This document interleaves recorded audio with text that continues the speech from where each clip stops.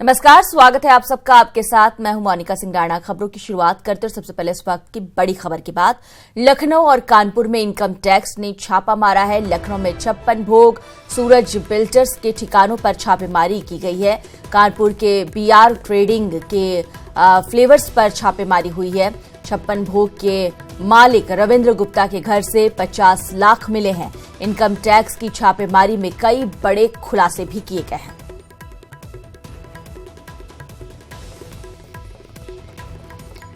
Update के लिए बात करते हैं अपने सहयोगी ऋषभ मणि त्रिपाठी से। ऋषभ, छापेमारी के दौरान क्या कुछ और हाथ लगा है, किस तरह के खुलासे किए जा रहे हैं? मुनका, देखिए, देर रात तक ही छापेमारी चल रही थी। अभी तो मेरी बात नहीं हो पाई कि देर रात तक ही छापेमारी खत्म नहीं हुई थी। तो ये 4 सहयोगियों के बारे में पता चला है, जिसमें 2 फर्म लखनऊ की है, 2 फर्म कानपुर की है। ये चारों सहयोगी मिलकर लखनऊ में एक बड़ा अपार्टमेंट, एक बड़ा रिहायशी प्रोजेक्ट बना रहे थे और अपने पैसे को कहीं न कहीं से घुमा फिरा के उसी प्रोजेक्ट में लगा रहे थे। 56 भोग के जो मालिक हैं उनके घर से 50 लाख कैश मिला है, 5 किलो गोल्ड बुलियन मिला है। बाकी इनकी एक फर्म का पता चला है। एक फर्म मालिक मिलके अपनी शेयर इन्वेस्टमेंट कंपनी चला रहे थे, वहां से कुछ दस्तावेज मिले हैं। तो कई ऐसे इन्वेस्टमेंट का पता चला है जो इनकम टैक्स की नजर से बचा के किए जा रहे थे। कुछ विदेशी मुद्रा भी मिली हुई है। तो अभी इनकम टैक्स की ओर से ऑफिशियल किसी चीज की घोषणा नहीं की गई है, लेकिन तमाम चौंकाने वाले तथ्य मिले। शुक्रिया इस तमाम जानकारी के लिए आपका ऋषभ।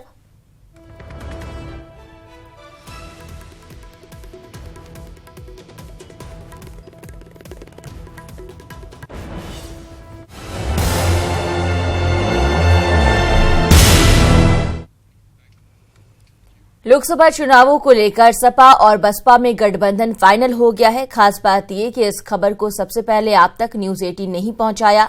हमारी एक्सक्लूसिव रिपोर्ट देखिए। यूपी में सपा बसपा का गठबंधन फाइनल। 37 लोकसभा सीटों पर दोनों दल लड़ेंगे चुनाव। बीजेपी के लिए मुश्किल होंगे हालात। कयासों के बीच शुक्रवार को आखिरकार न्यूज 18 ने उस खबर को बताया जिसकी काफी दिनों से चर्चा हो रही थी। जी हां, लोकसभा का चुनाव सपा और बसपा मिलकर लड़ेंगे और इसकी मुहर शुक्रवार को लग गई। गाड़ियों के काफिले को जरा गौर से देखिए। इन गाड़ियों में एक गाड़ी सपा के राष्ट्रीय अध्यक्ष अखिलेश यादव की है, जो शुक्रवार को बसपा सुप्रीमो मायावती के दिल्ली आवास पर पहुंचे थे और सीटों को लेकर मायावती के साथ मैराथन बैठक की। जो फार्मूला सामने आया है उसके मुताबिक 37 लोकसभा सीटों पर दोनों दल चुनाव लड़ेंगे। 2 से 3 सीट राष्ट्रीय लोकदल को दी जाएगी। सपा बसपा गठबंधन से कांग्रेस बाहर रहेगी। अमेठी रायबरेली सीट पर कांग्रेस को समर्थन दिया जाएगा। 2 सीटें अन्य संभावित क्षेत्रीय दलों के लिए छोड़ी गई हैं। सूत्रों के मुताबिक बसपा महागठबंधन में शामिल हो सकती है। ये बैठक मायावती के दिल्ली के त्यागराज मार्ग बंगले पर हुई। सूत्र बता रहे हैं कि कौन सी सीट किसे मिलेगी इस पर भी चर्चा हुई। वहीं जिस वक्त मायावती और अखिलेश के बीच बैठक चल रही थी उस वक्त न्यूज 18 के रिपोर्टर अरुण सिंह भी मौजूद थे। समाजवादी पार्टी के मुखिया अखिलेश यादव और बहुजन समाज पार्टी की मुखिया मायावती के बीच दिल्ली में 3 घंटे से ज्यादा की मैराथन बैठक चली है और उस बैठक से इस वक्त अखिलेश यादव निकल रहे हैं। हम आपको बता दें कि उत्तर प्रदेश में महागठबंधन होने वाला है और इस महागठबंधन में समाजवादी पार्टी और बीएसपी दोनों बराबर सीटों पर चुनाव लड़ेंगी। यानी 37 सीटों पर जो सूत्रों का दावा है उसके मुताबिक समाजवादी पार्टी और बीएसपी चुनाव लड़ेगी। 2 सीट कांग्रेस के लिए छोड़ी जाएंगी, अमेठी और रायबरेली, और 2 से 3 सीटें राष्ट्रीय लोक दल के लिए छोड़ी जाएंगी और 2 सीटें छोड़ी जाएंगी क्षेत्रीय दलों के लिए, छोटे दलों के लिए, बाद में उनको गठबंधन में शामिल किया जा सके। तो ये एक ऐतिहासिक लम्हा था जब मायावती के दिल्ली वाले त्यागराज वाले मार्ग वाले घर पर अखिलेश यादव खुद चलकर आए। दूसरी बार ऐसा हो रहा है, पहले वो विधानसभा चुनाव में करारी हार के बाद गए थे मायावती के पास, और दूसरी बार अब वो मायावती के घर पे आए थे। जो सूत्रों से जानकारी मिली है उसके मुताबिक ये पूरी जो बातचीत है वो संपन्न हो चुकी है। समाजवादी पार्टी और बीएसपी के महागठबंधन और राष्ट्रीय लोकदल को शामिल कर उसमें मुहर लग चुकी है। कांग्रेस इस गठबंधन से दूर है, कांग्रेस को इस गठबंधन में शामिल नहीं किया गया है। साफ है कि ये गठबंधन सूबे में बीजेपी के लिए लोकसभा चुनाव में बड़ी चुनौती पेश करेगा। अरुण सिंह, न्यूज़ 18, दिल्ली। और इस पूरे मामले पर बात करते हैं अपने दिल्ली संवाददाता निरंजन सिंह से। निरंजन, न्यूज़ 18 ने सबसे पहले ये दिखाया दर्शकों को और जानकारी दी कि गठबंधन हो चुका है 37-37 के फॉर्मूले पर। अब ये बताइए कि आज दिन भर की हलचलें क्या रहेंगी? देखिए, जिस तरह से कल मायावती के घर पे 4 घंटे का मैराथन दौड़ चला, उसको लेकर के रात में ही करीब 4 घंटे के बाद यानी 9 बजे अखिलेश यादव अपने चाचा रामगोपाल यादव के घर लोधी रोड निकल गए और अब वहां देखना है कि वहां पर हो रही है। इस करके सियासी लोगों में राष्ट्रीय स्तर पर यह बहुत बड़ी खबर है कि जो उत्तर प्रदेश की राजनीति है, राजनीति का समीकरण है बसपा और सपा, उसको लेकर के 37-37 सीटों का जो तालमेल हुआ है, और कहीं ना कहीं ये जरूर है कि 74 सीट और 6 सीट यानी कि कुल मिलाकर जो 80 लोकसभा सीट है, वहाँ जो 6 सीट छोड़ा गया है उसको लेकर के राष्ट्रीय लोक दल यानी कि पश्चिमी उत्तर प्रदेश में ये महत्वपूर्ण अपने आप को स्थान बनाता है उत्तर प्रदेश की राजनीति में। और राजभर है उनके लिए भी जो योगी राज में जो मंत्री है आदित्यनाथ योगी में, उनको लिए भी छोड़ा गया है। और दूसरी ओर ये भी महत्वपूर्ण माना जा रहा है कि जो अनुप्रिया पटेल की जो पार्टी उसको भी शामिल करने की गुंजाइश बन रही है, क्योंकि क्षेत्रीय के लिए ये 6 सीट छोड़ी गई है। हालांकि रायबरेली और अमेठी जो है वो कांग्रेस के लिए छोड़ दिया गया। हालांकि गठबंधन के बाद 4 घंटे का जो मैराथन दौड़ चला है उसमें सतीश मिश्रा भी मौजूद थे। ठीक है निरंजन, बहुत बहुत शुक्रिया इस तमाम जानकारी के लिए आपका। निरंजन हमारे सहयोगी तमाम जानकारी मुहैया करा रहे थे। बता रहे थे कि आज भी हलचलें काफी ज्यादा देखने को मिलेंगी। फिलहाल यूपी में सपा और बसपा का गठबंधन फाइनल हो गया। हालांकि कांग्रेस के लिए यहाँ झटके वाली बात भी है, कांग्रेस इस गठबंधन में नहीं है, लेकिन 2 सीटों पर कांग्रेस को समर्थन जरूर रहेगा।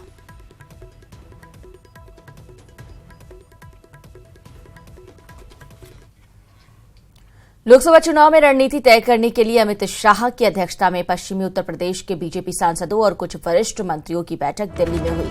केंद्रीय मंत्री महेश शर्मा के आवास पर हुई इस बैठक में केंद्रीय गृह मंत्री राजनाथ सिंह, पीयूष गोयल, महेंद्र नाथ पांडे भी शामिल हुए। इस बैठक में सपा बसपा के गठबंधन, यूपी में किसानों की स्थिति और राम मंदिर मुद्दे समेत अनेक महत्वपूर्ण बिंदुओं पर चर्चा हुई। अमित शाह ने भाजपा सांसदों को केंद्रीय योजनाओं के तेजी से क्रियान्वयन पर जोर दिया। साथ ही सांसदों को अपने संसदीय क्षेत्रों में ज्यादा से ज्यादा वक्त गुजारने के भी निर्देश दिए गए। शाह ने कहा कि वे सोशल मीडिया के जरिए सरकार की उपलब्धियों को लोगों तक पहुंचाएं।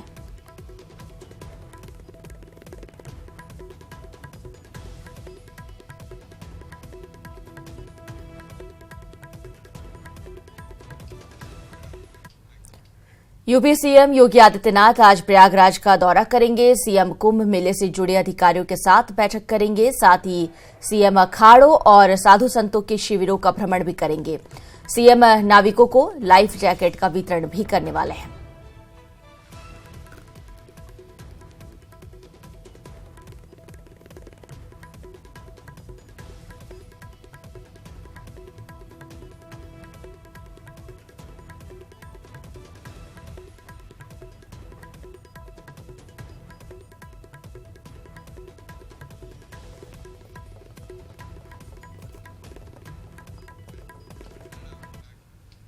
डिप्टी सीएम दिनेश शर्मा ने राहुल गांधी पर तंज कसा है। उन्होंने राहुल गांधी को कुंभ में आने का निमंत्रण तो दिया, लेकिन तंज कस दिया। इस मौके पर उन्होंने सलाह भी दी है। तो अगर आप सुनेंगे तो आप भी हैरान रह जाएंगे, क्योंकि डिप्टी सीएम ने दादा की याद दिला दी है। मेरी उनको आमंत्रण है सादर, वो आए, और एक निवेदन भी साथ में प्रेषित कर रहा हूं कि उनके पूज्य मरहूम दादाजी यानी उनके पिताजी के पिताजी परम आदरणीय फिरोज जहांगीर खान गांधी साहब की प्रयागराज में कब्र है। उसमें आदरणीय राहुल गांधी जी अभी तक नहीं गए हैं। मैं उनसे प्रयाग में जरूर निवेदन करूंगा कि वो आके कुंभ में पूजन अर्चन करें दत्तात्रेय गोत्र के आधार पर, और उसके बाद वो अपने मरहूम दादाजी की कब्र पे एक बार जरूर जाए, क्योंकि शांति नहीं मिली, उनकी पूजन पूरी नहीं होगी। फिर वो कहेंगे कि आपने बुला लिया और मेरा पूजन नहीं पूरा हुआ। इसलिए मैं उनको सलाह दे रहा हूं कि वहां पर पूजन भी करें और एक मोमबत्ती भी उस जगह पर करें। आज तक वो गए नहीं है वहां पर। बुलंदशहर में दर्दनाक हादसा हुआ है। तेज रफ्तार कार और ट्रैक्टर ट्रॉली की टक्कर हुई है। हादसे में कार सवार 3 लोगों की मौके पर मौत हो गई। 5 लोग गंभीर रूप से घायल हुए हैं। देहात कोतवाली क्षेत्र के सियाना रोड पर यह हादसा हुआ।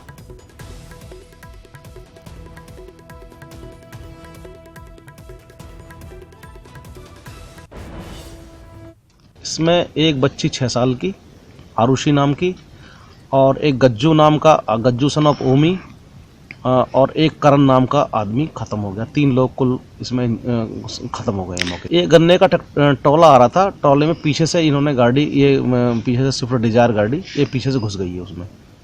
उसी में 2 लोगों की मौत हो गई है और 3 लोगों की मौत हो गई है और 5 लोग इसमें घायल हैं गंभीर रूप से। लखनऊ से बड़ी खबर आ रही है। जानकीपुरम में बमबाजी से हड़कंप मचा हुआ है। अवैध वसूली का विरोध करने पर बमों से हमला किया गया। बमबाजी में घायल युवक को ट्रॉमा सेंटर में भर्ती कराया गया है। हिस्ट्री शीटर के गुर्गों पर बमबाजी का आरोप है।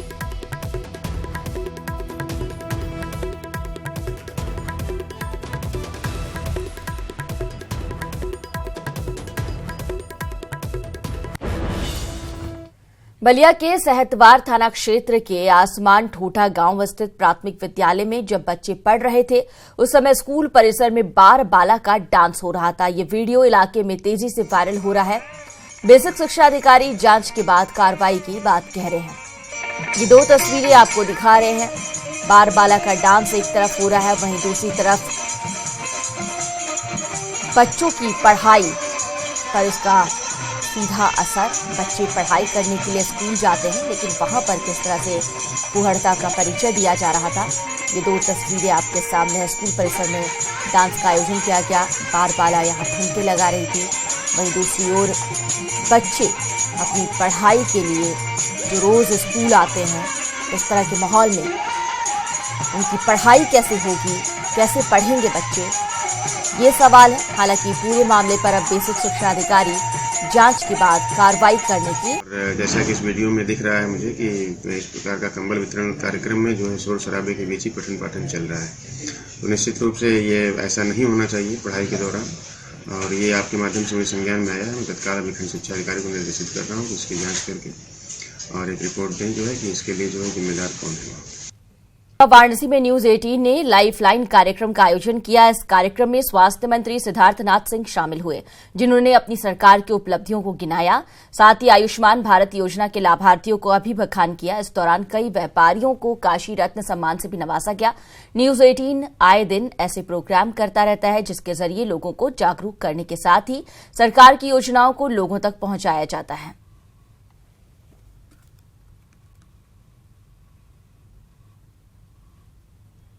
अनेक प्रकार के डायग्नोस्टिक चीज़ें हम लोग लेकर आए जो प्रिवेंशन साइड पे काम आता है। हम लोगों के जैसे मैंने भी बताया कि 2000 हेल्थ एंड वेलनेस सेंटर जो पार्ट ऑफ आयुष्मान भारत है, वहाँ पे भी स्क्रीनिंग की प्रोसेस है। अनेक प्रकार की स्क्रीनिंग्स है। गर्भवती महिलाएं जो होती हैं उनके लिए विशेष रूप से है। बच्चे जो हैं उनके जो न्यूबॉर्न बेबीज़ हैं उनकी स्क्रीनिंग की व्यवस्था है। मैंने जैसे डेंटल केयर के बारे में बताया, डेंटल केयर की वहाँ पे उन लोगों की स्क्रीनिंग या उसके जो इनिशियल स्टेजेस की रिपोर्ट है वो हो सके, तो ये सब चीज़ें हम लोग लेकर आए हैं। डिस्ट्रिक्ट हॉस्पिटल के अंदर जो एक कैंसर केयर का यूनिट है वो स्टैब्लिश हम लोग करना शुरू कर चुके हैं। कुछ एनएचएम के भी प्रोग्राम्स हैं। एक नई स्कीम मैं लॉन्च कर रहा हूँ, वो है कार्डियक केयर की। वो हर डिस्ट्रिक्ट अस्पताल में होएगा। कैथ लैब्स जो है वो कभी सुनते नहीं थे कि डिस्ट्रिक्ट हॉस्पिटल्स में होएगा। 5 डिस्ट्रिक्ट्स में हम लॉन्च कर रहे हैं, जिससे कि एक साधारण कहीं स्टेंट लगवाना हो वो डिस्ट्रिक्ट हॉस्पिटल में ही हो जाए, उसके लिए बड़े अस्पताल तक की नहीं जाना पड़े। तो वो सब चीज़ें हम लोग कर रहे हैं। तो एक प्रिवेंशन की तरफ हमारा ध्यान विशेष है। खबर वाराणसी से है। मीडिया ने मध्य प्रदेश की सत्ता के बारे में सूबे के स्वास्थ्य मंत्री से सवाल पूछा तो उन्होंने कमलनाथ पर हमला बोल दिया। आरोप लगाया दिया कि 1984 के दंगों में कमलनाथ का हाथ था। जी वो कहा जा रहा था कि इंदिरा गांधी जी के वो तीसरे पुत्र हैं और उनकी भी जो मानसिकता है वो इमरजेंसी की ही रही है। तो जो इमरजेंसी का मानसिकता का व्यक्ति मुख्यमंत्री बनेगा वो वही काम करेगा जिससे कि इमरजेंसी में जो लोगों को जेल किया गया तो उनका नुकसान किया जाए, तो इसलिए वो कर रहे हैं। और दूसरी बात है, मुख्यमंत्री जो कमलनाथ जी हैं उनके बारे में ये भी है कि वो जो 1984 के दंगे हुए थे उसमें भी उनका हाथ है। तो ये दोनों 84 के दंगे वाला व्यक्ति मुख्यमंत्री बने हैं, कांग्रेस ने बनाया है, राहुल गांधी ने बनाया है, और दूसरा वो जो इमरजेंसी में जिन्होंने लगाया था वो मानसिकता का व्यक्ति है। तो आप समझ सकते हैं कि वो किस प्रकार का कार्य करेंगे। मुजफ्फरनगर में भाजपा के बड़बोले विधायक विक्रम सैनी ने एक बार फिर बड़बोला बयान दिया है, जिसमें उन्होंने देश में वंदे मातरम का विरोध करने वालों को देशद्रोही करार दिया और कहा कि देश में ऐसे लोगों के खिलाफ कानून बनना चाहिए जो देश के खिलाफ बोलते हैं। जिन्हें देश में डर लगता है वो लोग देश छोड़कर चले जाएं।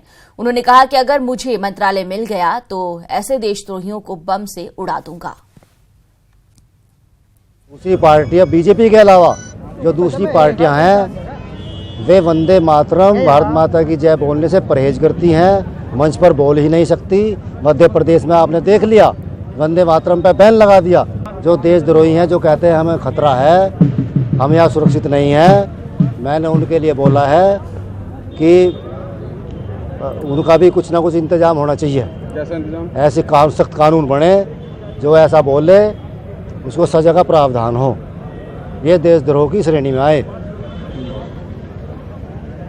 बम से फोड़ने वाली बात भाई, बम फोड़ने वाली तो मेरी आम भाषा है, मेरी गांव की भाषा। मैंने कह दिया मुझे अगर सरकार मंत्रालय दे दो उनके बम रख के फोड़ दूंगा, एक भी नहीं रहने का। अगली खबर मेरठ से है। बहुचर्चित इंद्रप्रस्थ हाउसिंग सोसाइटी में हुए करोड़ों के घोटाले मामले में पुलिस ने उत्तर प्रदेश आवास विकास परिषद के पूर्व उपायुक्त वीके चौधरी को गिरफ्तार कर लिया। बताया जाता है कि कोर्ट के आदेश पर मेरठ पुलिस ने वीके चौधरी को लखनऊ स्थित उनके आवास से गिरफ्तार किया। वीके चौधरी पर आरोप है कि अपने कार्यकाल के दौरान उन्होंने सोसाइटी की जमीन अपने सगे संबंधियों के नाम कर दी। डीके चौधरी हैं, उनके खिलाफ कुछ एविडेंस मिले थे और उसी एविडेंस को आधार बना करके उन्होंने कोर्ट में अप्लाई किया था, जिसमें उनको वारंट मिला था और उस वारंट को एग्जीक्यूट करने आज वो लखनऊ गए थे और उन्होंने जिनके खिलाफ वारंट जारी हुआ था मिस्टर चौधरी के खिलाफ, तो उनको उन्होंने भी अरेस्ट किया है और अरेस्ट करके जो अग्रिम वैधानिक कार्रवाई वो कर रहे हैं। उन्नाव में सामूहिक दुष्कर्म करने वाले 5 आरोपियों को फास्ट ट्रैक कोर्ट ने दोषी करार दिया है। अभियुक्तों को 20 साल की कारावास और 20,000 का जुर्माना भी लगाया गया। आपको बता दें कि 3 साल पहले सोहरामऊ थाना क्षेत्र में किशोरी के साथ सामूहिक दुष्कर्म हुआ था। इस मामले में 5 आरोपियों को फास्ट ट्रैक कोर्ट ने दोषी करार दिया है। Himalaya lip care, smile train और न्यूज 18 उत्तर प्रदेश उत्तराखंड की खास पहल जो दे रही एक नई मुस्कान हर उस मासूम को जो कटे होठ और तालू की वजह से खिलखिलाकर मुस्कुरा नहीं पाते हैं। अच्छी बात यह कि न्यूज 18 उत्तर प्रदेश उत्तराखंड की पहल के जरिए इसका इलाज बिल्कुल मुफ्त है। बस आपको टोल फ्री नंबर 1800-208-1930 पर कॉल करना है। तो आप भी जागरूक रहें और दूसरों को भी करें ताकि कोई भी मासूम मुस्कुराने से महरूम न रह जाए। बुलेटिन में इतना ही। हमारी पहुंच आपकी ताकत है। अब न्यूज 18 यूपी देखने के लिए आप लॉग ऑन कर सकते हैं news18up.com। हमारा फेसबुक पेज है news 18 UP, Twitter handle news 18 UP और हमारा यूट्यूब चैनल है न्यूज 18 यूपी उत्तराखंड।